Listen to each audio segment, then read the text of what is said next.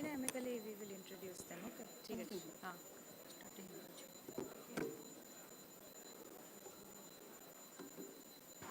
Good afternoon. Start. Good afternoon, everyone. Esteemed Director, KIIT School of Architecture and Planning, Dr. S.S. Ray. Esteemed Director, KIIT School of Rural Management, Dr. Nishit Parida. Honorable dignitaries, deans, directors, faculty members, and my dear students. I, Dr. Sudeshna Roy, and I, Dr. Shanta Chakravarti from School of Mechanical Engineering, welcome you all to this plenary session on empowering young scientists in governance at KIIT. KIIT is unique among all its peer institutions in having 19 schools co-located on one contiguous campus offering more than 200 programs including UG, PG studies in the disciplines including engineering, management, medicine and law. KIIT has been awarded the Tier 1 status by NBA, accredited with grade A++ by NAC, UGC, ranked 20th among the Indian universities by NIRF ranking, and ranked 600 to 800 in the Times Higher Education World University ranking. It's an institute of eminence and has been accredited by IIT UK. Its sister institute, Kalinga Institute of Social Sciences, KISS, has the distinction of being the largest and first tribal university of the world with 32,000 tribal students providing free food and education to all. KIIT and KISS have been founded by eminent educationalist and social activist, Professor Dr. Ajitananda Samanta. He is a visionary social architect who embarked on a social development mission to eradicate poverty through education. We are fortunate to get the opportunity to host this prestigious Youth Consultation 2023 under this budget of the Ministry of Affairs and Sports, Government of India. In this contest, the young scientists and the researchers of India have a crucial role to play in nation building and in achieving the vision of Atmanirbhar Bharat. Hence, the nurturing and empowerment of the next generation of young scientists and the researchers is essential to translate into the excellence of scientific and technological leadership in research and development. Building seamless collaboration between young scientists and technologists within the ecosystem consisting of academia, national labs, private enterprises, industry, startups, government agencies, and diaspora is critical to achieve this. For this purpose, our session today completes on the theme of empowering young scientists in governance. We have amongst us a brilliant panel of eminent scientists, researchers, and academicians from throughout the country to deliberate on this. Now, we would like to invite our esteemed dignitaries to come onto the dais. Dr. Kutubuddin Mola, Dr. Sripada Chatterjee, Dr. Nishin Chakravarti, Chandrasekhar Sharma,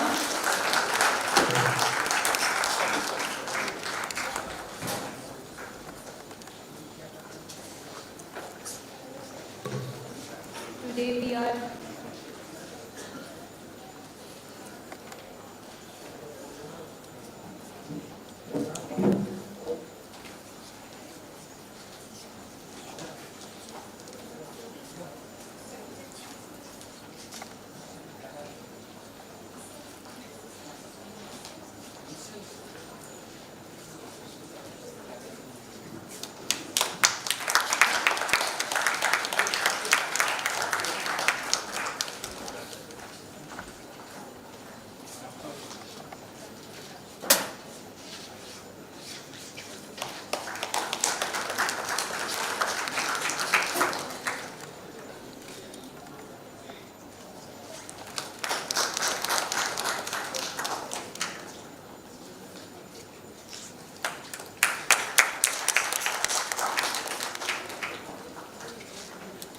let us take a moment to introduce our guests to the audience.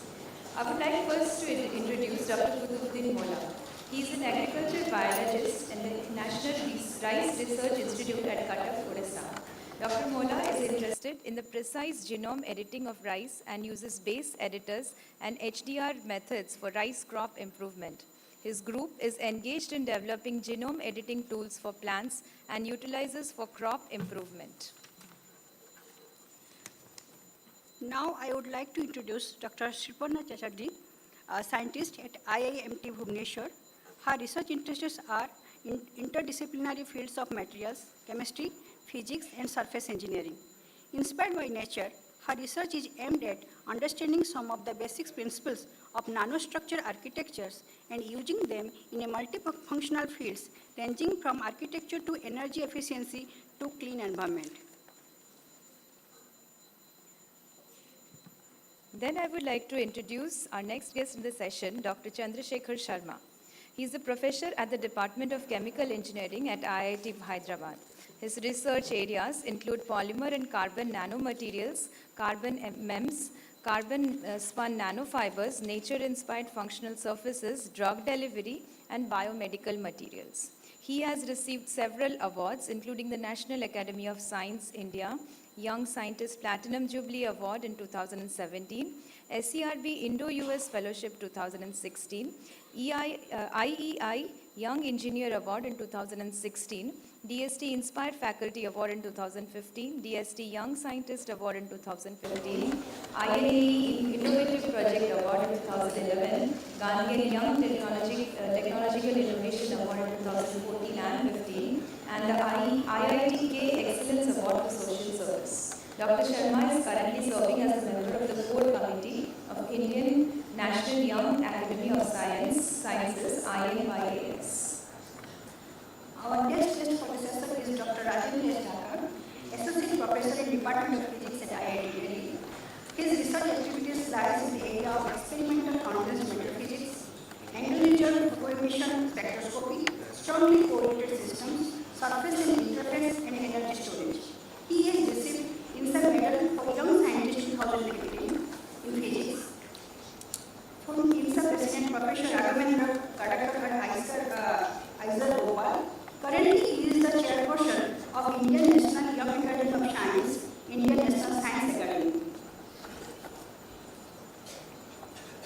Now I would like to introduce our next guest, Dr. Nishini Chakraborty. He is the Associate Professor at the School of Medical Sciences and Technology in the Regenerative Medicine Lab at IIT Kharagpur. His research interests include regenerative medicine using the molecular biology tools to study human pathopsychological conditions and identify therapeutic tools. He is the recipient of several awards, notably the Outstanding Doctoral Thesis Award, Executive Dean's Commendation Award for 2014, and Institute Silver Medal at IIT Kharagpur in 2010. He is a life member of the Indian Society of Hematology and Blood Transfusion, Bengal Society of Hematology, BSH, India, and Eastern Hematology Group, India. Dr. Chakraborty is a selected member of India's one and only Young Science Academy, Indian National Young Academy of Sciences, and is an elected member of the Royal Society of Biology, UK. Two of our guests have joined in online book. Now I would like to introduce Dr. Anindita Bharana, Associate Professor, Indian Institute of Science, Education and Research, Kolkata, Associate Dean, International Relations and Outreach. Dr. Bharana is a behavioral biologist working with free-range stray dogs in India. She chose the dogs as a model system, shifting completely from her zone of training and comfort, social insects. This gave her the freedom to set up a research group from scratch, doing things that she had never done before, and exploring new features of research. Dr. Bharana has involved in the founding of Indian National Young Academy of Science and was elected as the first chairperson by the funding members in June 2015. Another guest who did not join us physically has decided to join us online. That is Dr. K.C. Vansalu. He is the Secretary of National Academy of Agricultural Sciences and the former Award of the National Academy of Agricultural Sciences, the prestigious Haryana Vigyan Ratna conferred by the Honorable Governor and the Chief Minister of Haryana. Recently, he was awarded with the second highest award of the National Academy of Agricultural Sciences by the Honorable Minister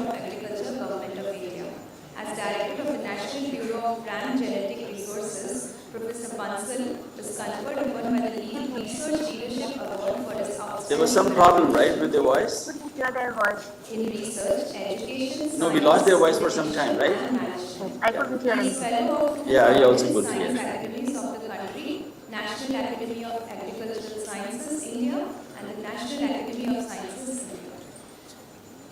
So I would like to hand over our session to the moderators, that is, We can't hear. Dr. and Dr. Mola, who will be moderating the sessions.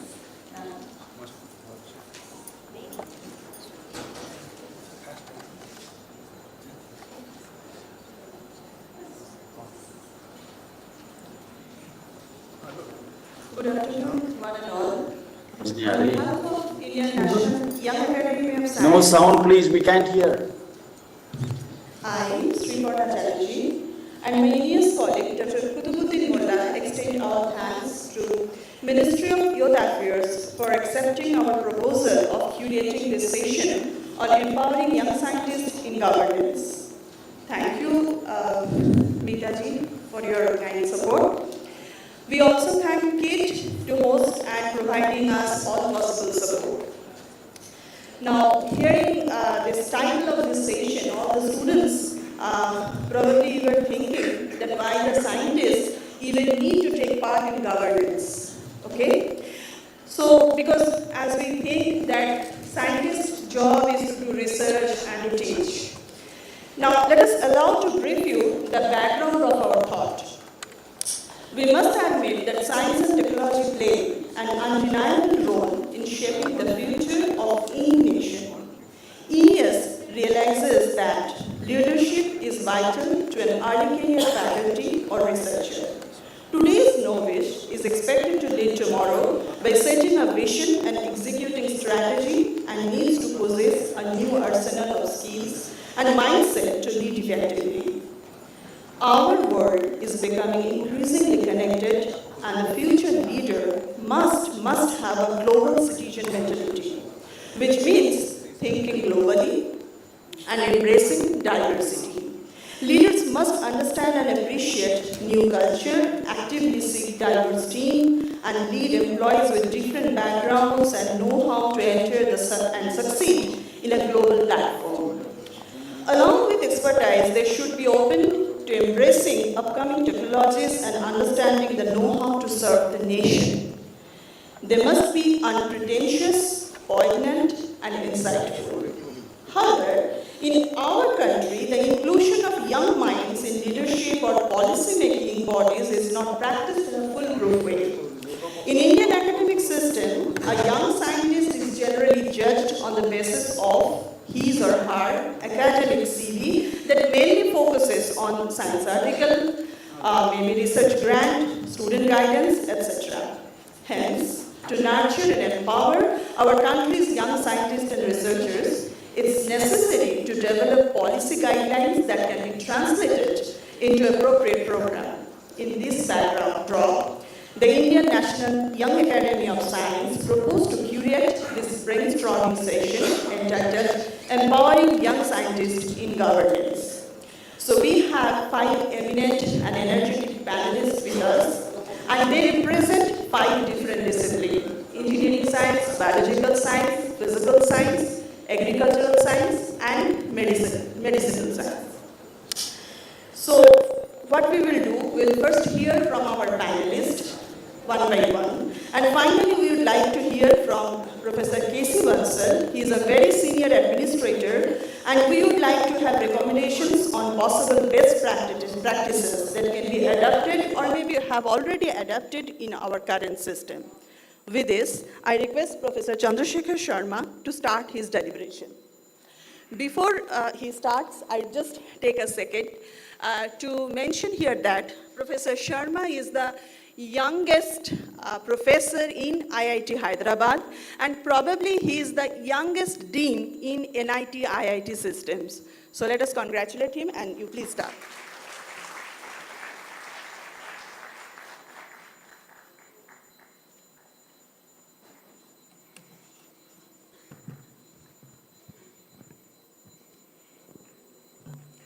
Thanks, Sheparna, for the nice introduction and setting the tone of this session. As we know that we have gathered here to discuss about the role of youth and especially the young scientists in the governance and especially in the context of our academic and research institutes.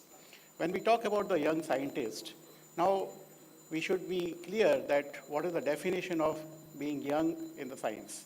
Generally, it varies from less than 30 years, sometimes less than 35 years, less than 40 years, or maybe up to 45 years. So I think if we just go for a little wider approach, any scientist which is having less than 45 years comes into the so-called category of young scientists. And that's where we are here, that how these young scientists below 45 years, they can play a key role in the leadership positions for the academic and the research institutes. I will start with some few examples which are already there in the system. So it's not something very new which we are discussing. And in fact, few days back, I was in IGCAR, Indira Gandhi Center of Atomic Research, Kalpakkam, and I came to know that the first director of IGCAR Kalpakkam, when it was formed in 1974 after the Pokhran, he was 38 years old, in a chemical engineer. So we have the examples of such a visionary young leaders, and we all know the history of IGCAR now, which is one of the most pioneer institute, not only for the Indian atomic energy, but in the worldwide. So we have seen the examples in the past. Even in the IIT system where I come from, especially in the last 15 years, when the new 8 new IITs were started in 2008, after that, we have seen the new leadership position in these IITs by the young faculties. And as Shriparna mentioned, I am also having that opportunity to serve as the Dean of Research at IIT Hyderabad at the age of 40. There are several such examples, including now DRDO. Few years back, the present government, they have come up with a vision to have the DRDO Young Scientist Labs, which are basically having the leaders of below 45 years. So what I'm trying to say that we have some examples in the past and some current examples in which young scientists have been on the leadership position. And we have seen that how they have played a key role in setting up their own institutes in various capacities. Similarly, there are several, in fact, we can see the policy change nowadays. There are several young scientists in the PAC members, funding agencies. There are several young scientists as in the Principal Scientific Advisor Office as a PSA fellows. And even some of them are now member of India's Young Academy and the Global Young Academy, GYA. So this is the one side of the story, but that's not the complete story of the young scientist situation in the country. There is another side where we all know that hierarchy plays a very key role, and hierarchy is still alive in all the educational institutes. To add to it, psychophancy adds to it as a catalyst to this hierarchy. We have seen very rare examples where the junior members can contradict the seniors in the ways which basically are increasing for the scientific temper. We forget that any query, any dissent, that is the root cause of any discovery in the science. All this result in the Indian science for the individual successes rather than the group or the collective successes of the Indian science. And that is where I think we are here to discuss what are the ways forward. At this moment, I would also like to highlight that in 2012, at the same campus of KIIT Bhubaneswar, there was the Indian Science Congress. And in that Indian Science Congress, our Indian Prime Minister, then Prime Minister Manmohan Singh ji, he called upon all the Indian scientists and gave a caution of alarm that India is lagging behind in science to be a global leader. So there is something which we must change. Okay? And one of the ways is empowering the young scientists. That is what we are discussing today. When we say change is the only, I think change is the only constant, so we cannot be at the status quo. When we talk about the status quo, I think it's, in my opinion, it's a very regressive approach. Of course, there are some strength of a status quo because even at the status quo, we are discussing this. It means that we have the self-belief in us that we can do this we can change the things. That is the strength of the status quo presently. However, it has a lot of weakness in terms of quality of the leadership, the level of honesty in our academic and research institutes. So I think this is time for let's dare to dream, let's dare to experiment, and let's bring the change. I just take an example of my own institute, IIT Hyderabad, which was started in 2008. And in last 15 years, in fact, today is the foundation day of IIT Hyderabad, we are entering into the 15th crystal year. And in these 15 years, we have made several innovations in our academics, in our research. And that has resulted that IIT Hyderabad, being a young institute, is still continuing in top 10 of the NIRF ranking consistently from last several years. So we can do that. And as I mentioned, the way forward for us is this change. Change in terms of mediocrity in our academic institutes, change in terms of eliminating the bureaucracy system, change the structural changes in the administration, that's what we are talking about, the young leadership, and developing and believe in the young leadership. When I talk about the young leadership, it's not that I am against the senior fellows. And that is where I believe personally in the concept of acronym of V, which is WEEE. WEEE, where first W is for the wisdom, first E is the experience, and the wisdom and experience that comes from the senior fellows. However, the last two E's, that is where the energy and the enthusiasm, that is coming from the young scientist. Now, if we combine these two, because if we want to bring any change, we need the planning.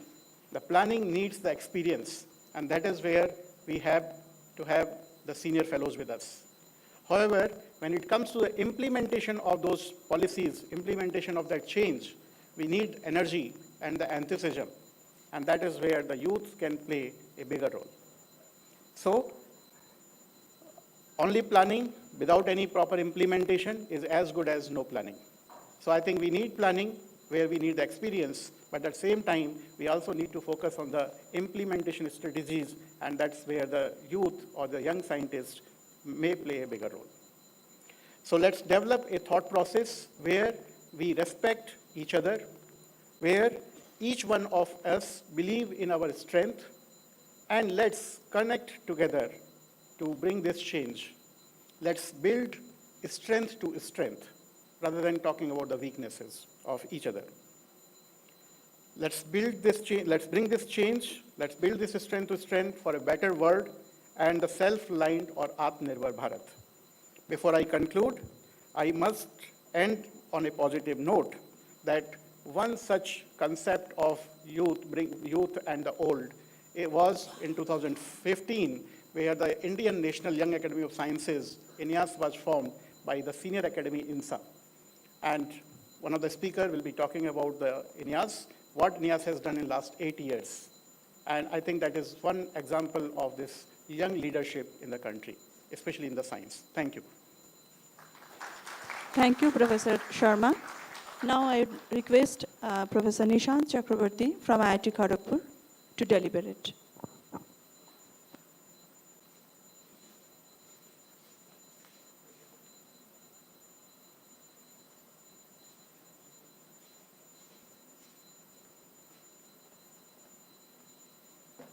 Thank you, Dr. Sriparna, and thanks for the wonderful preamble to this panel discussion that we are going to have by Dr. Chandra. I would request you to please turn on the slides if we can see. So the topic that has been given to me is to understand the roadblocks that young scientists of this country are facing. Just as it is important to recognize the achievements of our technological advancements that we have been doing, and overall as scientists, I think it is equally important to understand the roadblocks and the challenges that we are facing. Only then we can come up with plausible solutions which can help mend our ways and go to a better future. So I would just like to give a brief background about how the roadmap of a young scientist in our country is. So if you see the career progression, of course, your schooling finishes by the age of 14, 16, at least, or 18 as well. Then you go for a graduation and post-graduation, and then a PhD for 3 to 5 years, dragging. Then when you move towards, just hold on. Can you please change the slide? So basically, once you finish with your PhD, usually you're expected to have a postdoctoral experience as well, which is again another 2 to 3 years of time that it takes. And then when you move forward, the first hurdle, of course, is when you are starting to look forward for a postdoctoral position, whether to do it in your own country, whether you want to move abroad. Many a times you're expected to move abroad to get better experience with your work, and understandably so. Sometimes the challenges that the Western world or the countries beyond India are facing are quite different than what we have in our country. But that identification itself is a challenge. And then once you come back, another big hurdle where there are a lot of roadblocks is if you are seeking a position as an independent researcher in India. So usually nowadays we have a lot of contractual positions, or if you can have a better future as a tenured faculty in one of the institutions. Then the next ladder, of course, these are not much bigger challenges as in the initial phases that we saw are the promotions, and then of course you move towards more of mentoring roles and superannuation and what you look forward to. So if you, this is not an exclusive list that I have prepared here, but of course if you try to break down the challenges that we have, you see there are some challenges which are extrinsic, which are possibly not under your own control, but then there are some issues which are intrinsic within ourselves, which we can probably modify. So the first thing is, as I mentioned, securing a permanent position, which is, of course, once you want to convince yourself that you can settle down and move forward in life, is if you can identify a place where you can fit in. So this is where our government has also been looking into it. It's not a challenge that we have just shunned our eyes to. So even in the early 2000s, people have looked into it, and you can see a publication in Nature in 2009 where they talk about the newer things that have been ongoing. So the government came up with this DST-inspired positions, which was paving a way for 5 years of at least as a faculty position, and then you can migrate to a permanent position. And there were several other initiatives, like the global initiatives for this academic networks to be built up. But when I again dug into the data, if you see, we have faced challenges over there as well. So this is the data from, I think, showing up to 2016-17. There have been so many inspired faculties who have joined, but then only a handful of them were able to achieve permanent positions.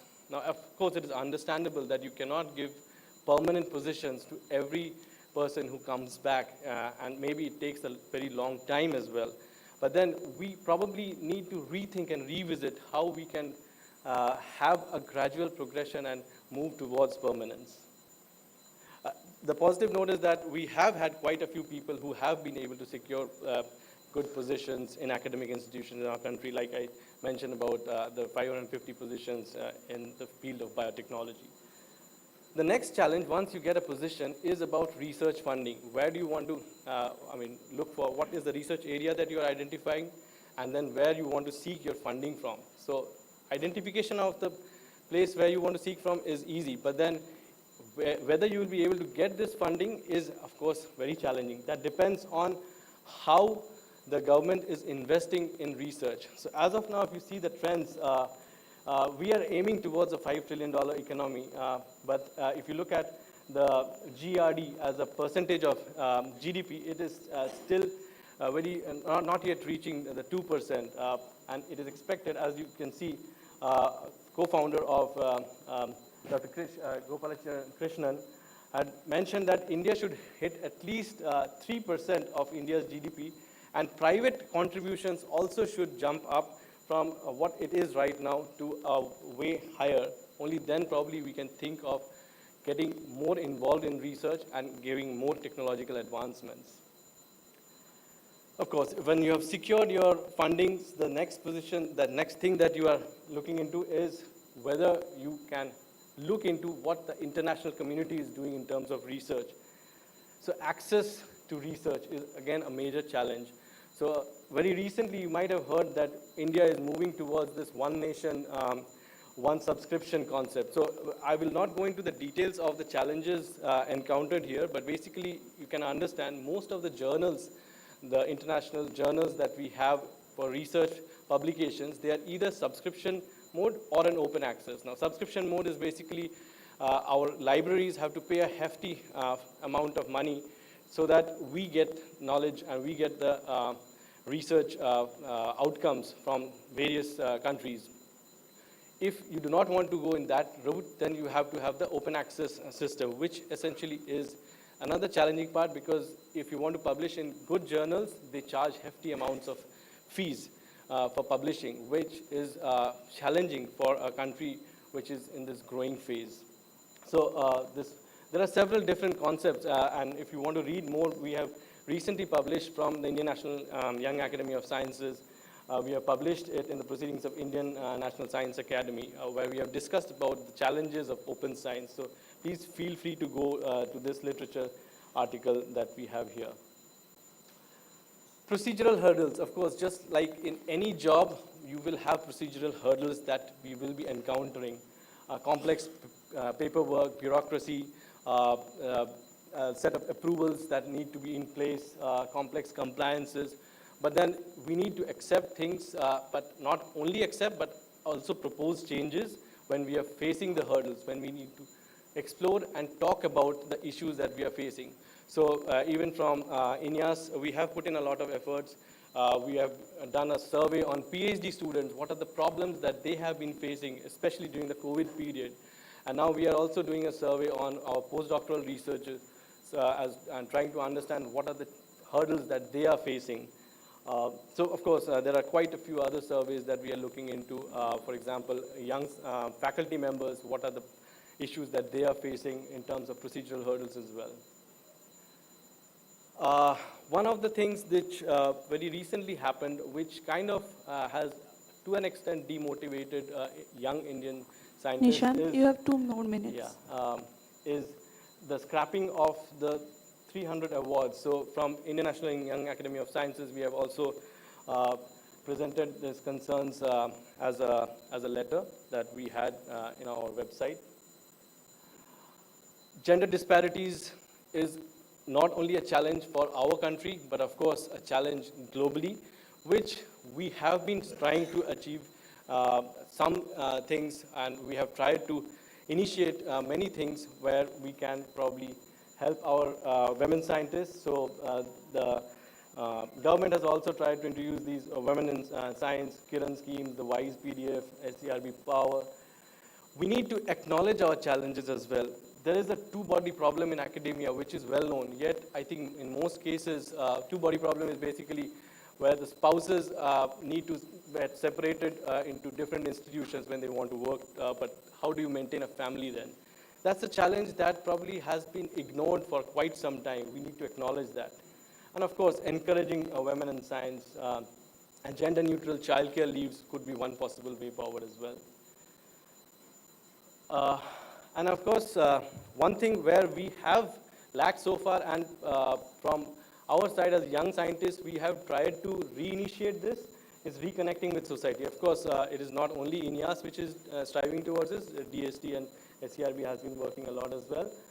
So we have initiated competitions for PhD students where they can speak about their work in not in a technical jargon, but in a common language to people, so that they can communicate their research to the masses rather than only to the scientific audience.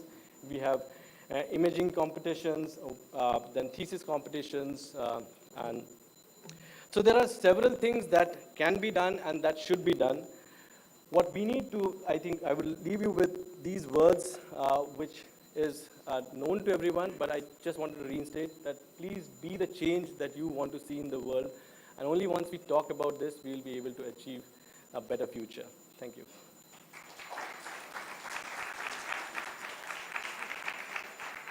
Hello, good afternoon, everyone. Thank you, Nishan, for your insightful talk on the roadblocks of, empowering young scientists in governance. So it's very good to see that IS Madam Meeta Rajiv Lochan is here, and it is indeed, encouraging for all of us, especially for this plenary session, that her presence. So our next speaker, our next panelist is Professor Rajendra Dhaka from IIT Delhi. So he is now serving as the chairperson of Indian National Young Academy of Science. As you know, INEAS is the only recognized national young academy of science in India, and we are doing a lot to empower young scientists in India. So it's over to you. Thank you, Kutu. Hello, can you hear me? Yeah. Okay, so let's start. Let me start by thanking Ministry of Youth Affairs, especially Srimati for giving this opportunity to us. And also let me thank Vice Chancellor, founder, and all organizers of KIIT for organizing such a nice event with all excellent opportunities and excellent hospitality.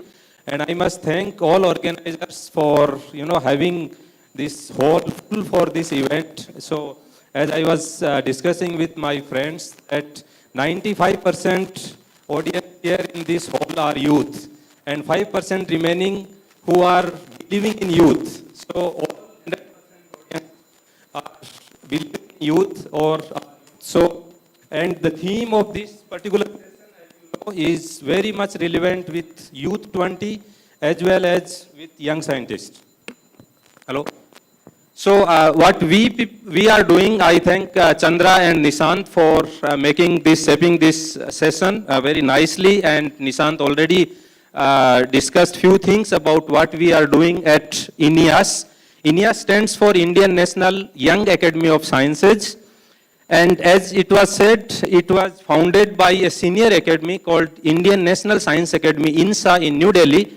And it was established in 2015 with 20 founding members who all were INSA Young Scientist Awardee of that year.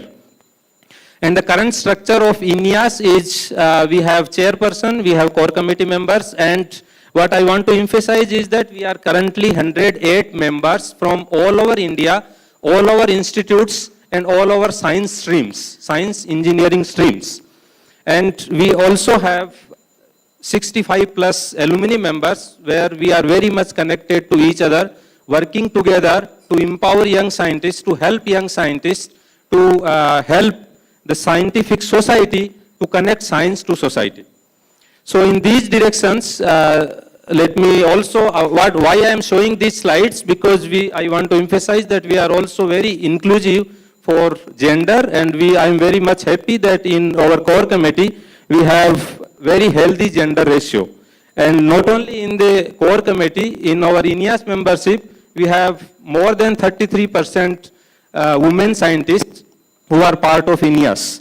Let me say that what is our vision? Our vision is to engage interdisciplinary and intergenerational dialogue on scientific issues. As I was saying, that INEAS is for young scientists, by young scientists, and for science and technology. And I am sure all of you will believe that science and technology is playing the key role for the growth of economy of the country.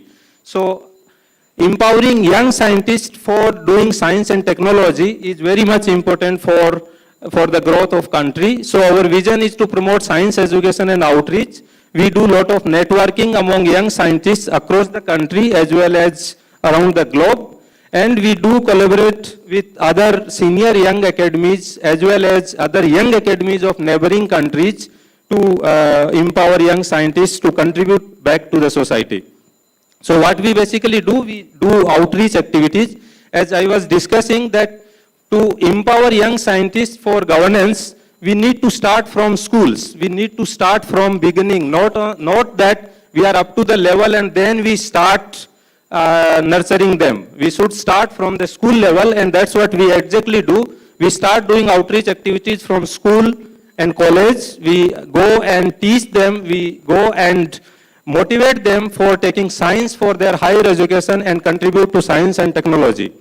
We also in INEAS try to promote Indian science journals. We as I'm sure some of you are from science background, and we try to publish our research in scientific journals which are not from India. And therefore, we thought that we should promote Indian science, and we actually recently published few papers in a proceeding of INSA, which we edited at INIAS. We also do scientific awareness in local languages, but we felt that connecting with students from rural areas is not that easy. So we have formed local chapters, and we do conduct many events at the local level in local languages to better connect with the students, to motivate them, and to interact with them. We of course conduct many technical symposium, workshop, webinars, and other outreach activities at national, international level. And we also provide a very unique platform to brainstorm how to collaborate on really challenging topics and emerging topics. So we organize a conference called National Frontiers of Science, which is supported by PSA office. There we brainstorm for 2.5 days, young scientists, and in a place where we cannot escape that, we cannot go anywhere, 2.5 days, fully brainstorm on those selected topics. We of course then represent and collaborate with other academies, also participate worldwide in different meetings for young scientists. We also participate in science policy and decision making. I will give you some of the examples. And we started our new flagship events where I will be focused on what we are doing for empowering young scientists. So let me skip these two and let me start by highlighting our recent flagship events. One is called Prayojan, where we focus on mostly young researchers at the PhD level and at the postdoc level. We also, as I said, we started a flagship event called Wisdom, and also another flagship event called Are You Set Up? So in Prayojan, you know that the Prayojan means post-PhD research, academia, and industry opportunities. Also, we include science journalism, grant writing, and networking, where we conduct this event for 2 days in online mode, started last year. And we invite people from different funding agencies as well as different science writing and grant writing, CV building agencies. And we give training to PhD students how they can write a good grant proposal, how they can build their CV, how and where they can apply after PhD.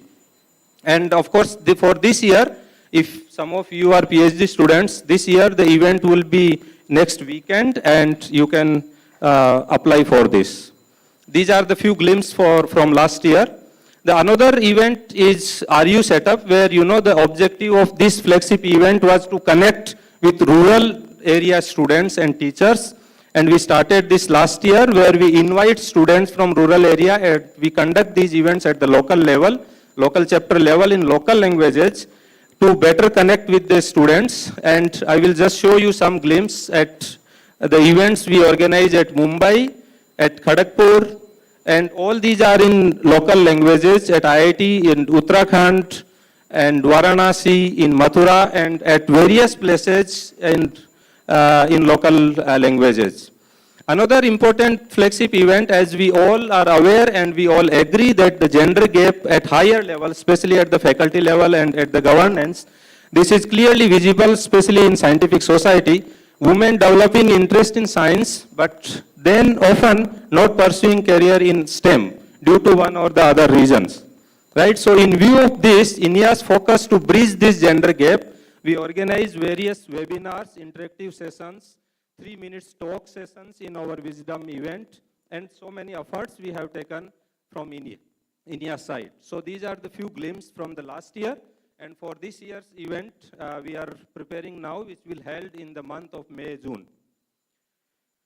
So, and I'm very happy to say that Ms. Meeta Rajiv Lochan was also on our platform in our last year's Wisdom flagship event.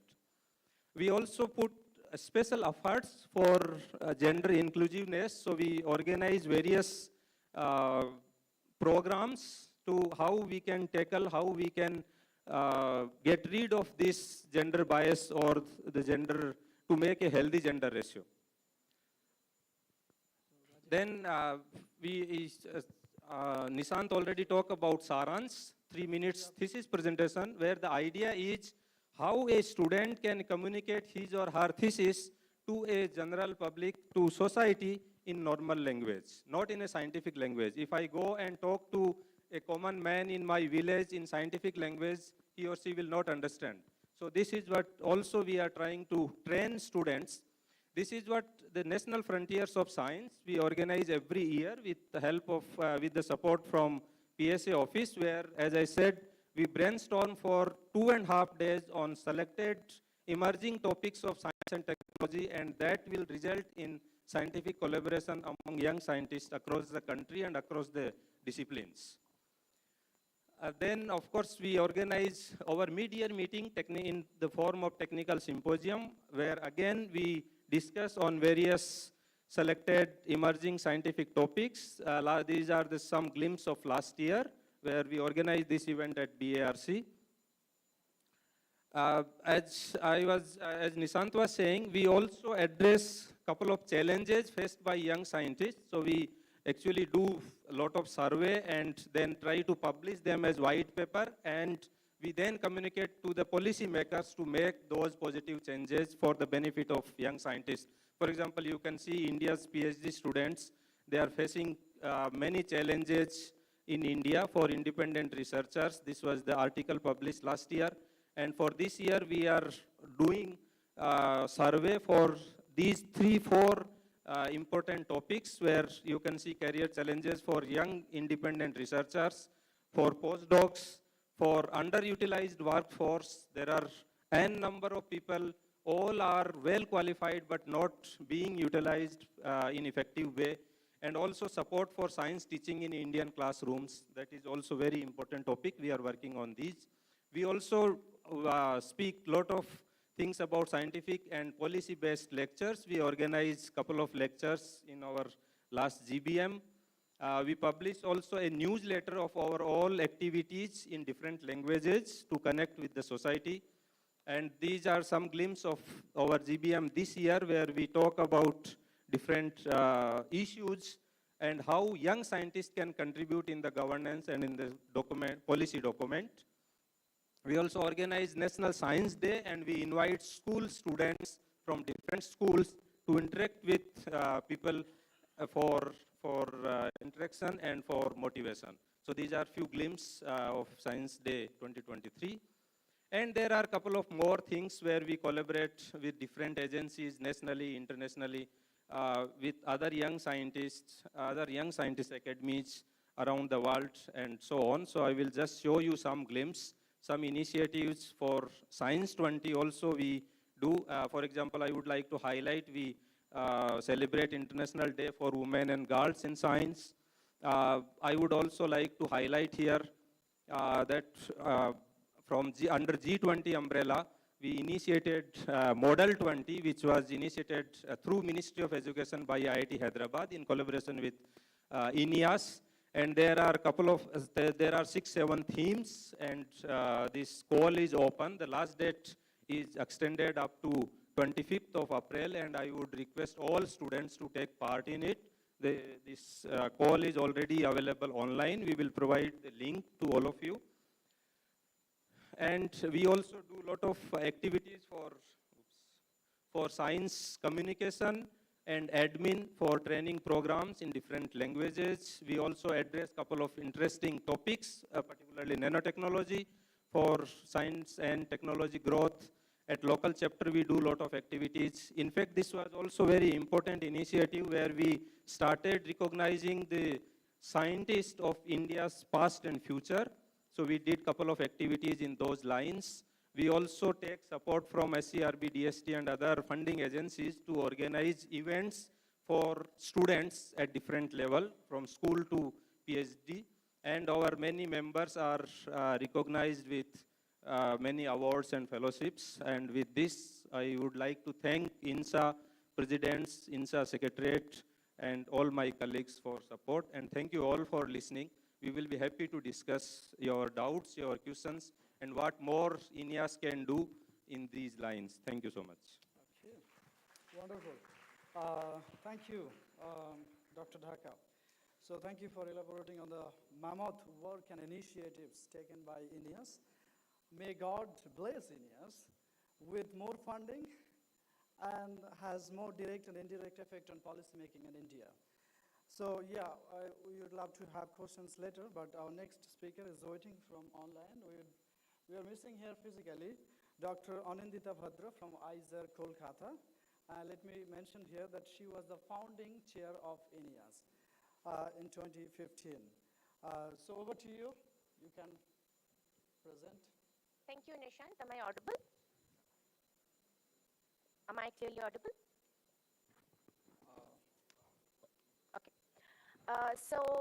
I'm sorry that I cannot be there in person, but better to be there virtually, at least with all of you. I'm glad to be a part of this discussion about empowering young scientists. And what I'm going to talk to you about today is primarily about how we do assessment. And it's very important to understand the importance of assessment and how different practices are used while assessing young people in particular and assessing everyone in general. So in the scientific practice, as we have already heard from our first speaker and the second speaker, that we have multiple roadblocks which are faced by young researchers in particular, because they have to establish themselves in their careers, they have to prove their worth and move up the career ladder. And at every stage, there is some assessment practice which is being involved, and a person can move on from one career stage to the next only once they clear these assessment practices. A very simple example is somebody joins a research or teaching institution as an assistant professor and then completes a stage to go on to associate professor and then to full professor. Now, when we look at assessment practices in India in particular and in general actually over the world, what we see is assessment primarily relies on research output, which is measured in terms of numbers of papers, the impact factors of journals in which these papers are published, and the amount of grant that a person has got while doing their research. Also, if the institution has a teaching component, then the person's engagement in teaching, contribution to teaching, and sometimes teaching feedback is considered during promotion. And the third thing that is often considered is their engagement in administration at the institute, so their contribution to the growth and development of the institution. What typically gets ignored or left out in these assessment practices is a person's engagement and outreach, contact with society, engagement with the general public, their involvement in science policy, and it's often considered that young people should just focus on their research, build their CVs, and only when they are matured enough, have a lot of gray hair, have reached the mid-career or senior career stage, only then they should get involved in science policy, science administration. But as Chandra has very beautifully highlighted, that the world is changing and we need to go on with this change, and there are already examples of institutions which are doing excellently well with younger people in leadership roles.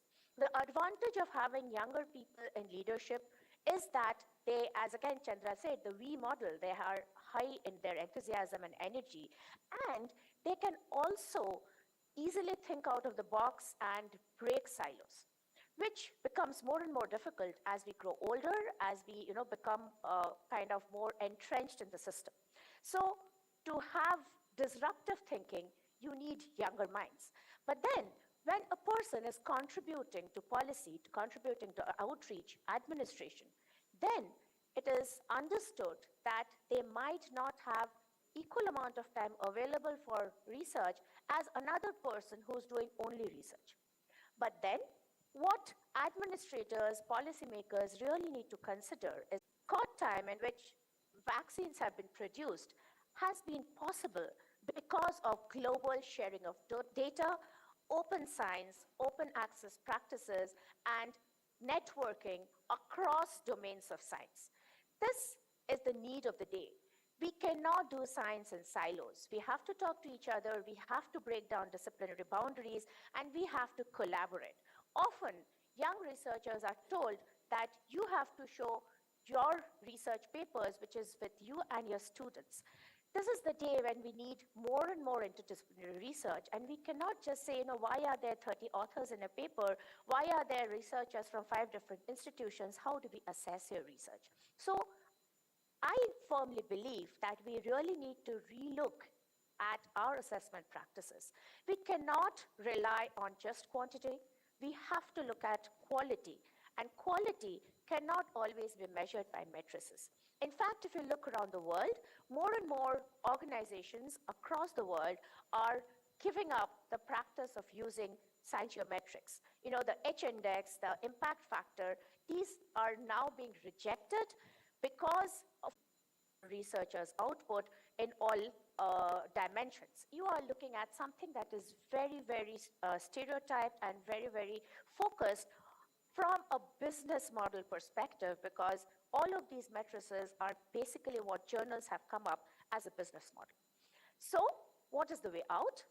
One option is to look at peer recognition, peer review, where you ask the community to which this researcher belongs about how they judge this person's work. And that is not just through citations. It is through qualitative assessment of research. Excellence needs different kinds of measures.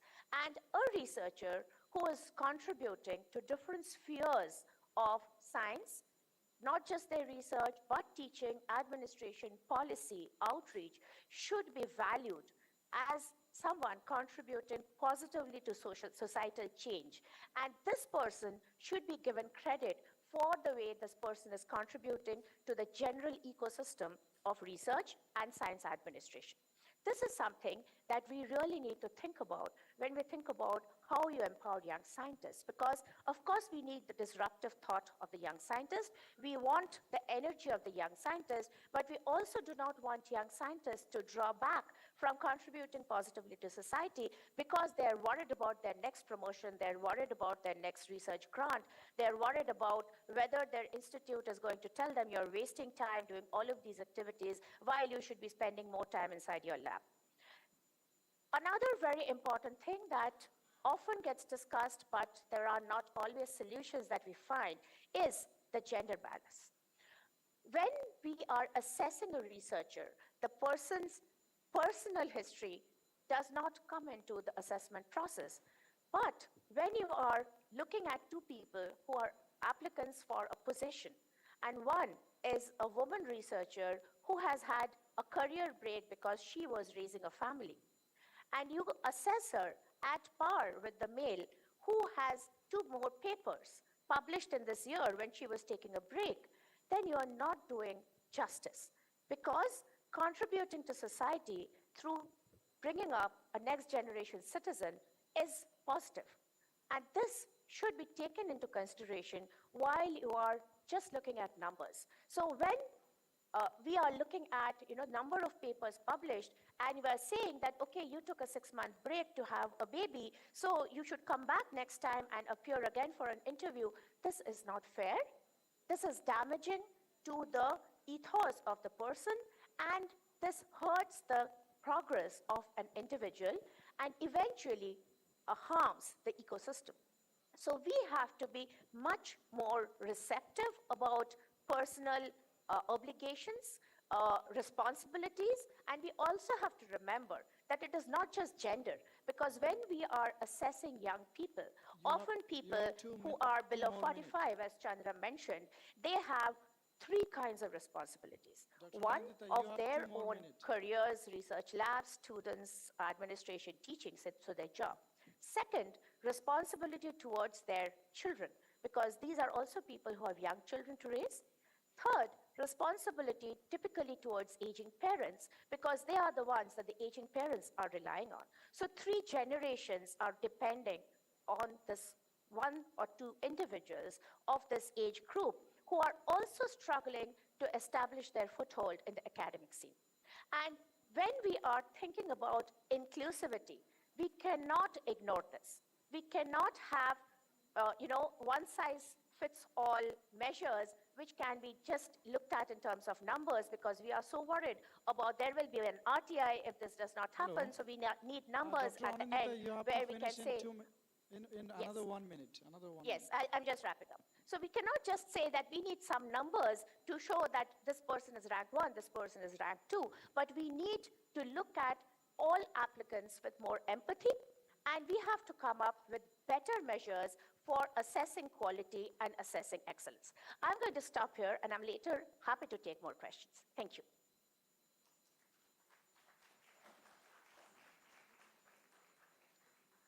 Thank you very much, Professor Anindita from ISER. Yes, indeed, generalized assessment is very, very complex. And a lot of things to consider before we decide how to, assess the performance of any faculty. So now moving forward to our next panelist, as mentioned by Chandra, that young has energy and enthusiasm, and senior has wisdom and experience. So we have to go together, keeping both of them intact. So now it's time to listen to Professor K.C. Vansal, who is currently serving as the Secretary of National Academy of Agricultural Science, and he is also the former Director of ICAR, National Bureau of Plant Genetic Resources, New Delhi. So without wasting much time, sir, we are eager to hear from you, your perspective on this topic. Thank you, Kutub, but can you hear me, please? And you have to allow me sharing my slides. I request host to please allow me to share my slides. Sure. Please give us 30 seconds. Okay, it's done. You can do now.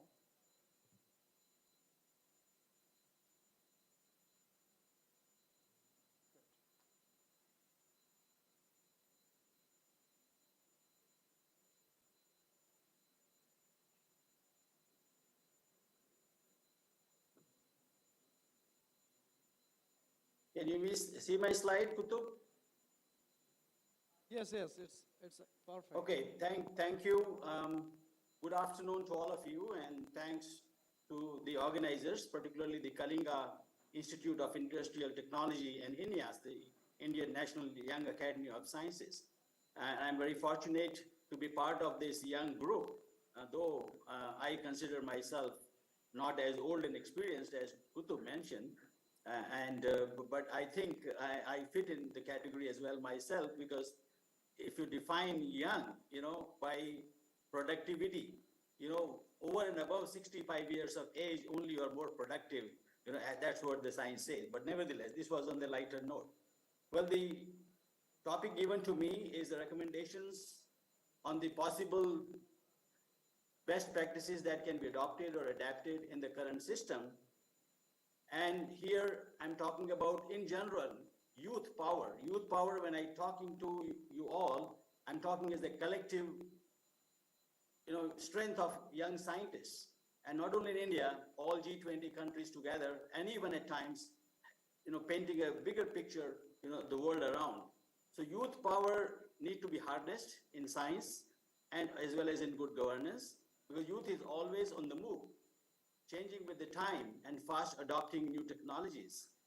We need to also explore their scientific temper and bring about innovations in science and technology. And as the theme of the G20 is that we must try to therefore achieve that through empowering the young scientists in governance. And that is to realize the dream of India, that is one earth, one family, one future. So I think we have to achieve this together, when we're talking about the role of youth and science in governance. I have taken, actually speaking, where the youth scientists can play a bigger role, globally speaking. So under the sub-theme of empowering young scientists in governance, I have identified certain priority areas out of the objectives which are given otherwise around in G20. And these are like building peace, it's all of our responsibility, addressing climate change, ensuring health and well-being, and making sustainability a way of our daily life. That's important. And how do we address these priority areas? We address them through addressing agriculture, food and nutrition, because when we talk of peace, it cannot come on an empty stomach. You need enough of food, which comes through agriculture, and of course you need nutrition as well. We need to protect the environment. We need to efficiently use our natural resources, being land, water, or anything we have, the biodiversity around us, and we can try to achieve all these priorities through science-based technologies and products. So there's a responsibility, of these young scientists and scholars. That is a social responsibility, which one can try to achieve through research and governance. So it is the responsibility of all the young scientists, because we're talking about the next generation. They will be ruling the world. And therefore, it's important that we talk of the well-being of the most vulnerable people and the communities around the world. That's a social responsibility. And the governments need to support these scientists to achieve all these, social goals. For example, the governments to support in various ways all these young scientists, but in a way the young scientists need them. The governments also to believe in their plan and policies, as was mentioned by the previous speakers, all of them, they've got innovative ideas, they've got a brilliant mind, they can think ahead of time, and they've got a better energy, more enthusiasm. So government must try to believe in their plan and policies, and they must have trust in them that yes, they can deliver. And therefore promoting their creativity, innovation, and vision to translate the knowledge to products is very important if they are given a power to even govern their own science and research which they're doing. So the next question is therefore why youth needs empowerment in governance. Youth needs it to effectively be involved in exercising full administrative and financial authority while doing science, which is not the case, at least in India, and I'm sure it's also not the case in many of the countries in G20 or around the world. To be effectively involved in exercising independent, full administrative and financial authority while doing science. And while doing, in fact, good science, it's required with doing good science with ease and innovate at each and every step and make impossible possible. That's how the youth has that kind of a power. And also, therefore, contribute towards accelerating the creation of new knowledge, translation of that knowledge I mentioned before to develop a technology or a product to boost the prosperity of human lives and to solve issues facing the society. So I'm painting a bigger picture, a larger picture, where the youth collectively can play this role, not only around G20 countries, but also around the world. So some of these recommendations I thought, should be, and I'm talking about these recommendations, and in a way coming from the government, to empower the young scientists in policy making and governance, which is in fact the sub-theme of this particular session. Empower the young scientists not only in governance, but also in policy making. Let's make it happen.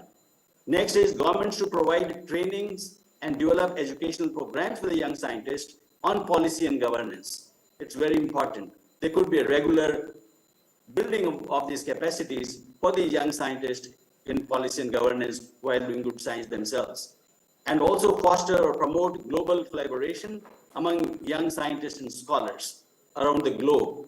And then finally, one of the recommendations when we're meeting all of us under the presidency of India, that develop a G20, or you call it an international consortium of young scientists on policy and governance in science. I think that's very important because we can then try to interact our ideas, and we can try to, in fact, have online meetings, regular periodic meetings to achieve all what we want to, while doing good science, also empowering ourselves. Of course, governments playing a bigger role, towards policy and governance.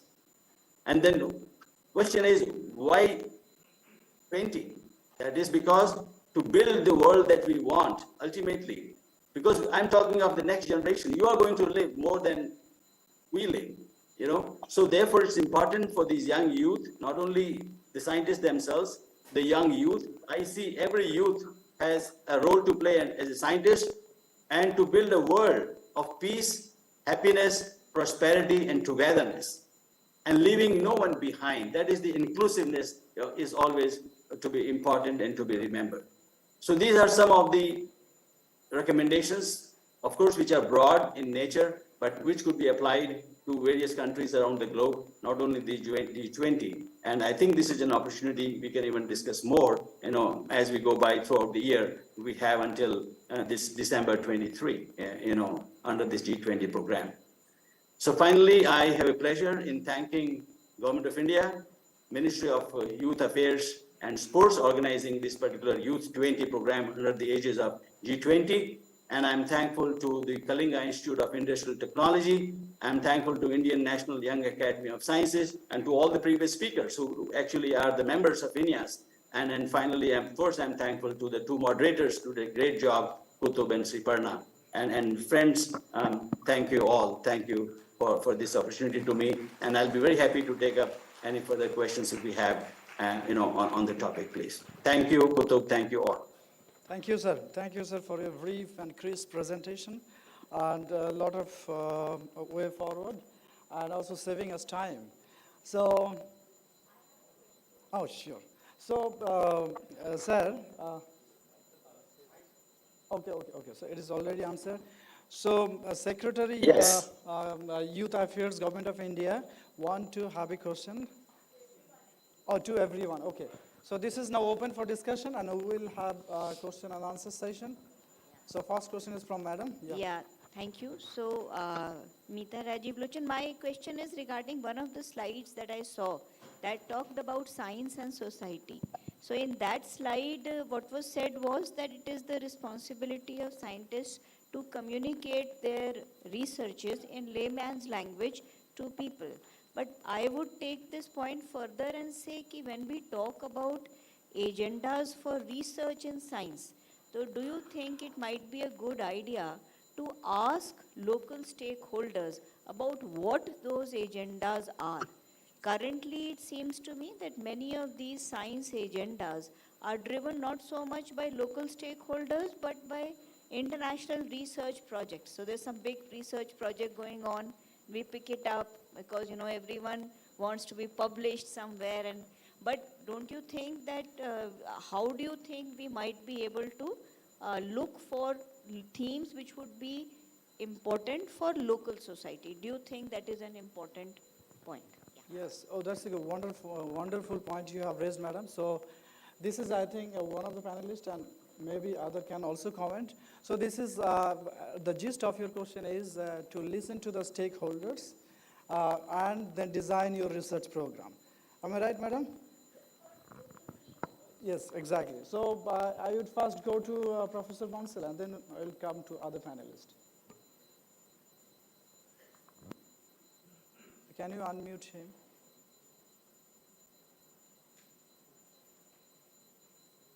We lost your sound again. Okay, so maybe any other, Chandra, would you like to comment? Yes. Yes, I think it's a very important question. So when we talk about the local problems, and that is where I think we need to connect with the society. And that is what one of the aim of the INIAS is, that we connect with the society and that's how we will come to know that what are the actual problems. And as we again see that we look for the global problems, but the solution should be the local. And that is only possible when we connect. And that is where the government also came up with the scientific social responsibility, SSR. So under the SSR, that's what we are trying to do. We are connecting with the society. We are identifying the local challenges and trying to develop the scientific solutions to these local problems. So I think this is very timely, and the introduction of this scientific social responsibility was also timely by the government. And many of us, we are trying in that way. Okay, so next, Rajan. Yeah, I would like to add to what Chandra said, that there is also a scheme of PSA office called RUTEC. So this is actually Rural Technology Solution something. The group, and their aim is actually to go to the local areas, and actually this center is there in all 7 IITs. And they are already to some extent doing this. I don't know much into detail. And there is another initiative of Government of India called Unnat Bharat Abhiyan. And IIT Delhi is actually national coordinator. And I think they have centers at various places, even at local level. And there, what my interaction with them is that they go to these places at really local level. They spend some time over there, talk to people there. And then they come back and try to think, discuss, brainstorm how to solve those problems at local level. So these are the two things which I wanted to add. Okay, so Professor Bansal. Can I add something to that? Oh, Anand, yeah, go ahead. Yeah, I think that's an excellent question. Thank you, madam, for asking that. I firmly believe that, most of our scientists, especially when we are taking government grants, we are doing research with taxpayers' money. And it is our social responsibility as scientists to take our research back to them and to serve the community that we are living in with our research. So, yes, while I know that mostly research is looking towards the West, it is high time that we found our local problems and used our scientific knowledge to address these problems, come up with entrepreneurships, solutions which address our own problems, rather than looking at what the current Nobel Prize problems are and what has just got the Nobel Prize, and we all go and do research in that. So this is something that we definitely need to do as a society, as a generation of scientists. Okay, thanks. I Professor would just Bansal, do you like have to any add one comment more on thing, this? Kutub. This question is to the entire panel.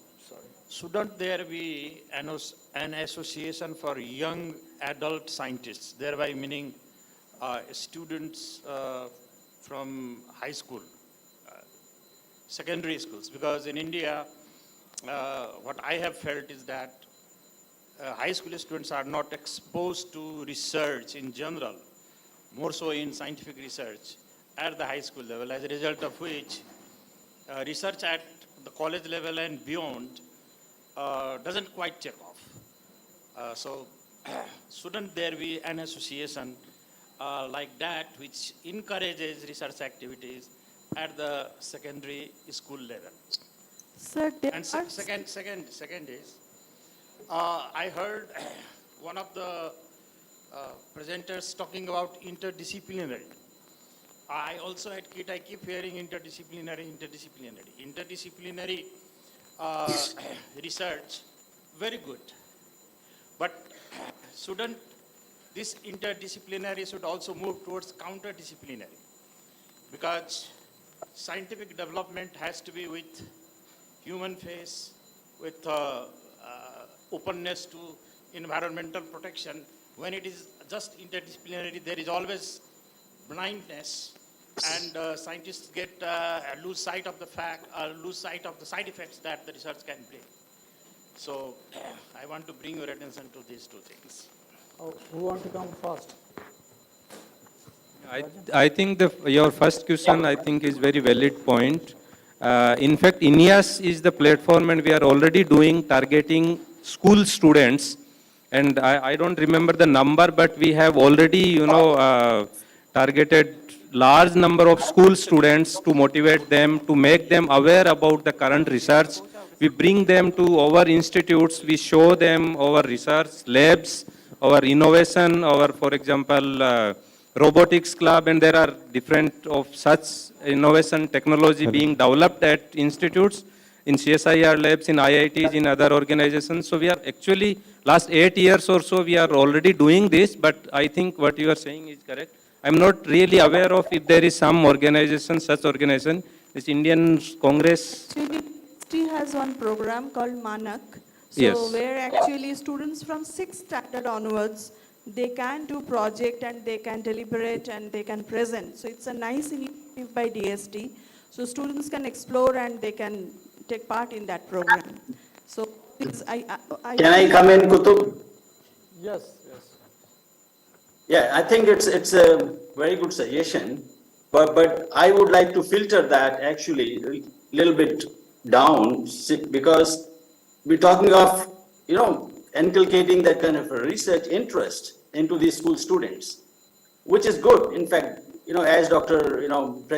Previous President of INEAS mentioned, that yes, we are disseminating science, we're communicating to the school children, but again, if we want to really bring them back to the lab and develop them as a big scientist at the global level, I think we need to, what I'm talking about, to have those children, and there could be association of those through some kind of a screening, out of the exercise which is being done by INEAS, that those who are curious, those who have a passion, in India at times, not in India and elsewhere, I've seen it, for example, it's a job, but scientists are not supposed to be doing a job, 9 to 5 job. It's 24/7, and it only comes out of passion. And it comes out of self-motivation, self-learning. So if that kind of a curiosity we can create among the students in the schools, girls and boys, there could be some mechanism by which we can filter out those, and can bring those young children, to that platform where we provide them bigger labs. Even at the level of schools, they are, yes, welcome to do research. There could be partnership, but we need to develop that mechanism. But it's important. Thank you. Okay, so I would request. Could I I? would just like to add one thing. Okay, you want to add? Okay. Yeah, so thanks, sir, and Rajan. So I just wanted to highlight one more thing, that I think it is good if we can train the trainers. So definitely extending it to high schools is good, and the initiatives that we have taken, like bringing the school children to our labs and showing them the high-end work that and technological advancement that we are doing. But in addition to that, for example, the program that we have, the Are You Setup program, where we have brought in the school science teachers so that we are able to showcase the work and develop their interest as to how we can make science simpler for the school children, which they can take it back to their school students and extend it in a better way, explain it in a better way, so that the interest develops much better.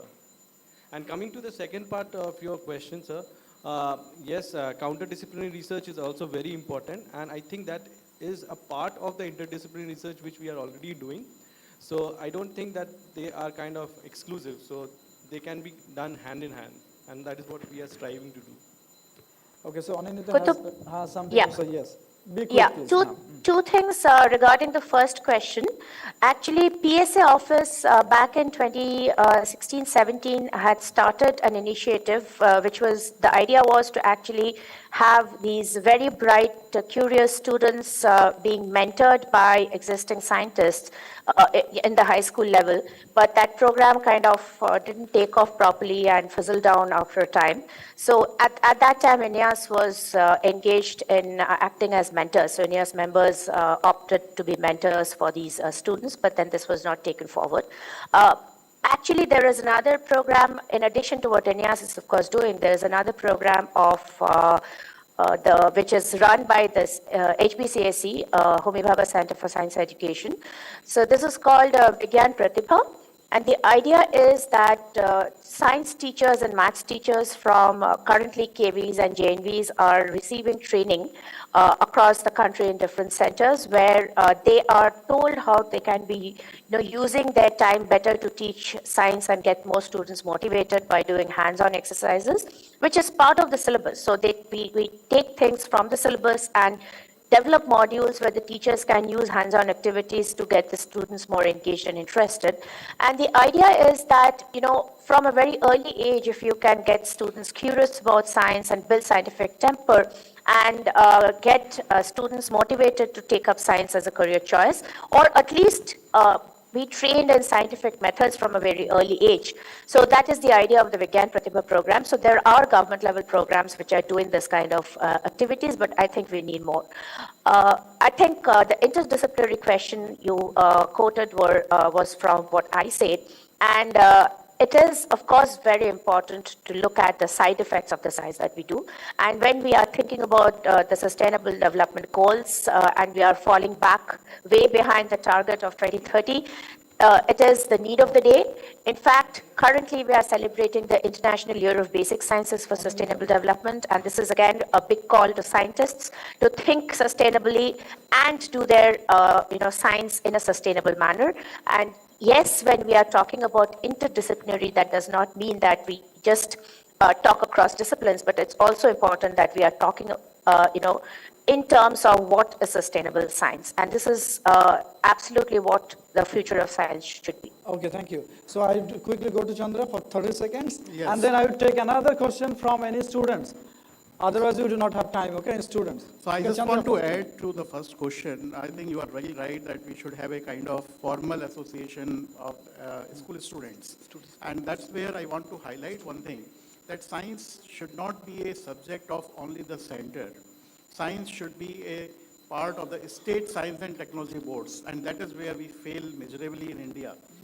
Most of the science policies are decided by the central government, and most of the state government science and technology departments are there, but they are I don't see there as any active role of these state science and technology departments.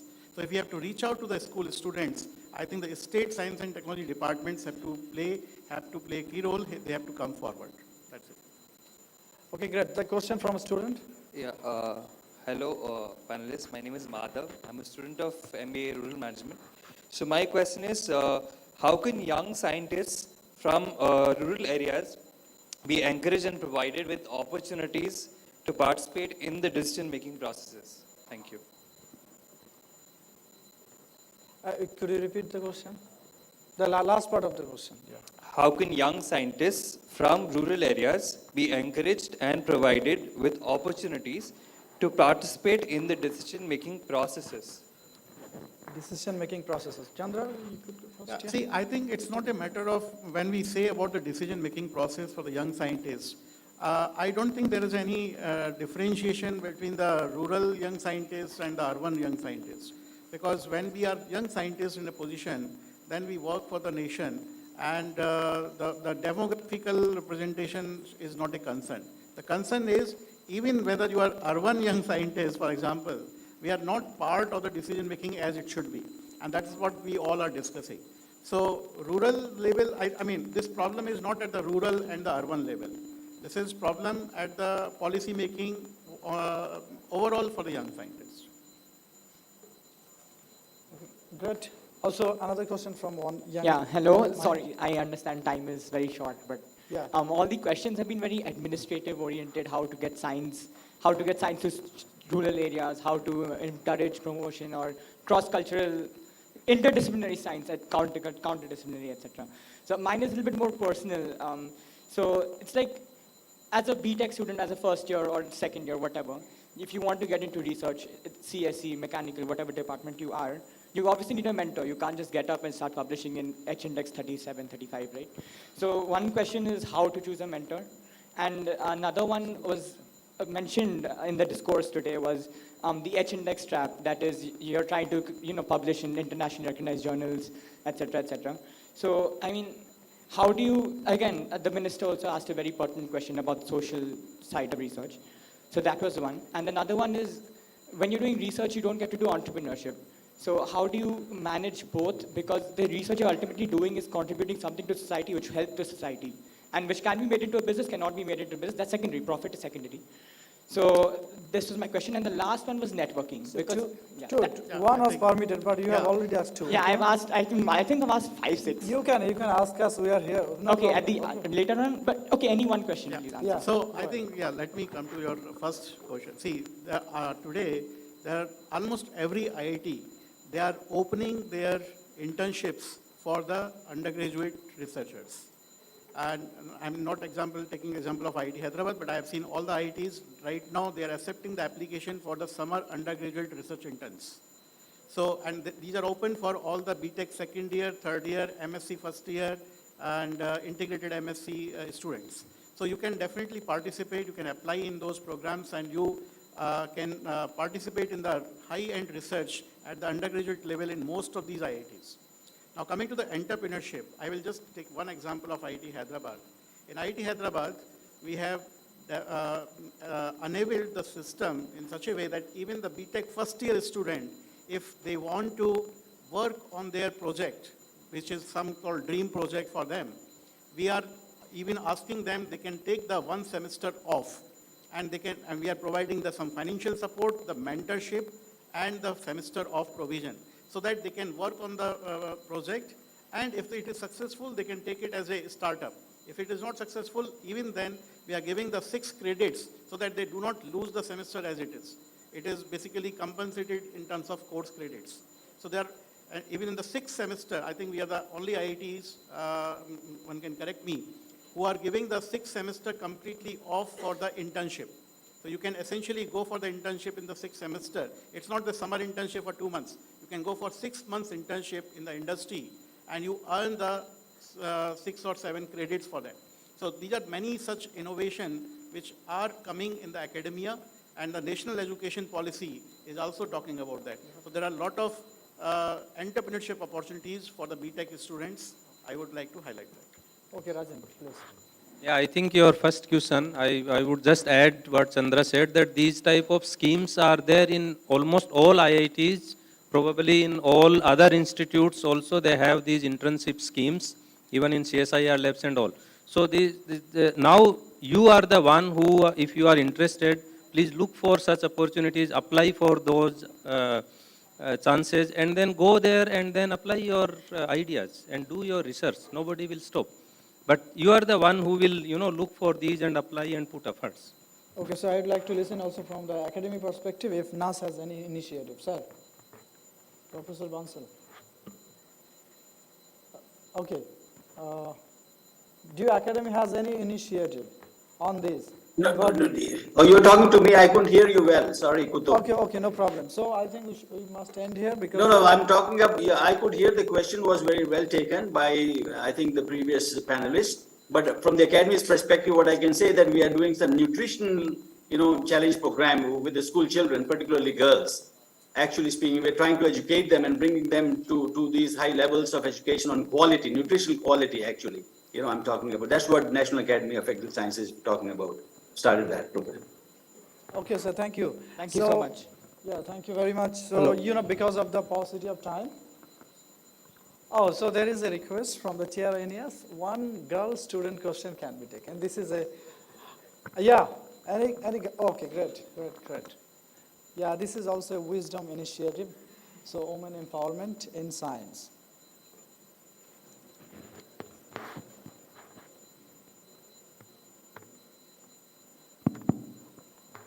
We need more time for panel discussion. So this is not sufficient, I feel, for 200 participants. Good evening to all the esteemed dignitaries present over here. I am Ms. Valentina Prusti and I'm presently pursuing my MBA in Agribusiness Management.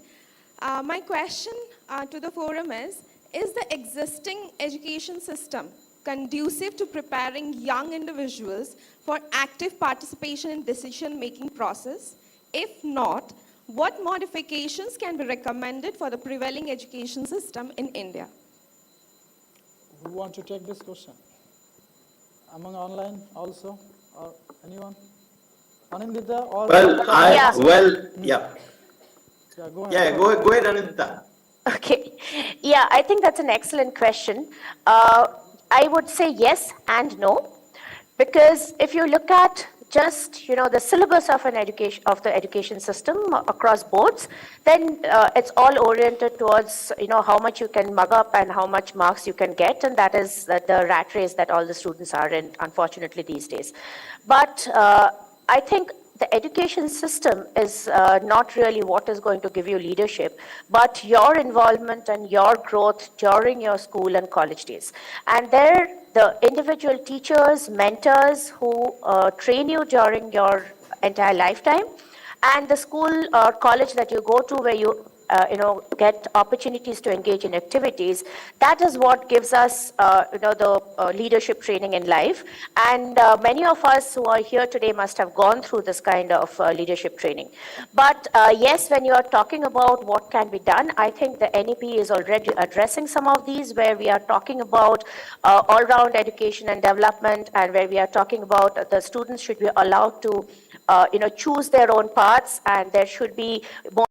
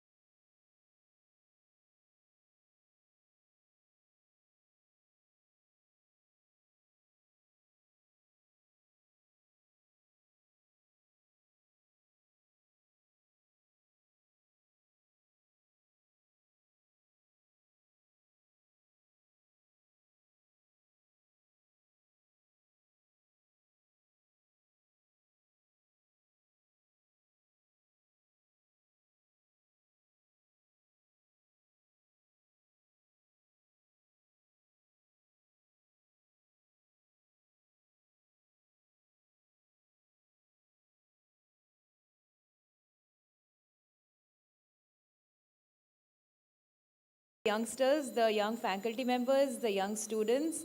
I hope you continue this discussion even beyond this plenary session. But we would like to ask the audience to let's give a big applause of hand to the moderators. Thank you, Dr. Chatterjee and Dr. Mola, for this moderating the session. Before we end the session, let's invite and felicitate our honorary guests. So I would like to invite Director General Dr. S.S. Ray, KIIT School of Architecture and Planning, to please come up on stage. And Dr. Chatterjee, we would like to felicitate you.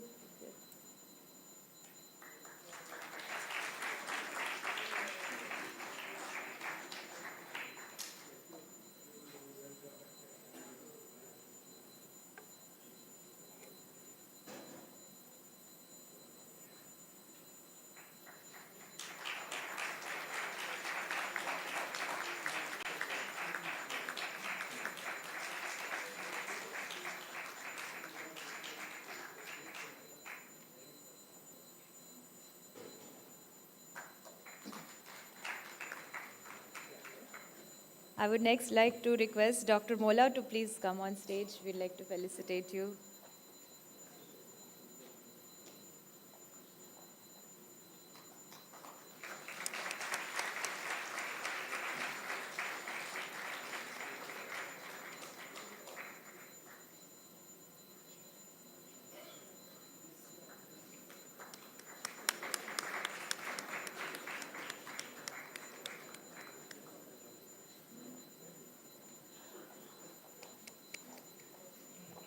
Thank you, Dr. Ray.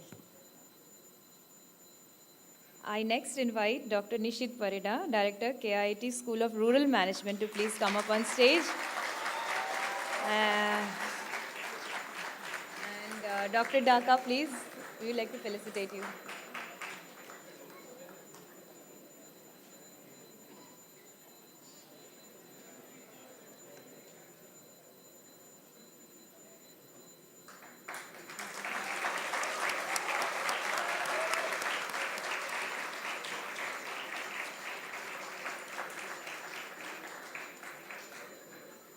Next, we would like to request Dr. Chakraborty. Next, I would like to request Dr. Sharma to please come on stage.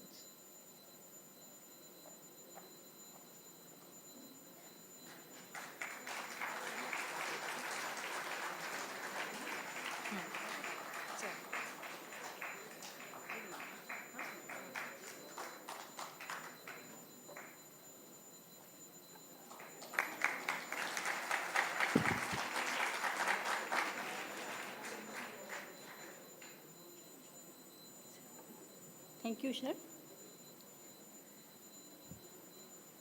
Sir, at the end of this session, I would like to thank our esteemed Director General, Dr. S.S. Ray, KIIT School of Architecture and Planning, Director Dr. Nishit Parida, KIIT School of Rural Management, our esteemed moderators, Dr. Mola and Dr. Chatterjee, and our honorable delegates, Dr. Sharma, Dr. Dhaka, Dr. Chakraborty, for their physical presence at this event. Special thanks to Dr. Bhadra and Dr. Banshal for joining us virtually. I'd also like to thank all the directors, deans, faculties, participants, researchers, students for actively taking part in this event. At the last but not the least, I would like to thank to the whole organizing team for their relentless efforts to make this event successful. With this, we conclude this plenary session at this venue. Thank you. Have a nice day.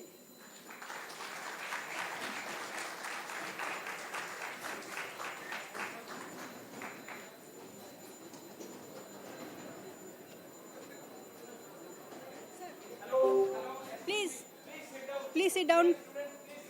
No.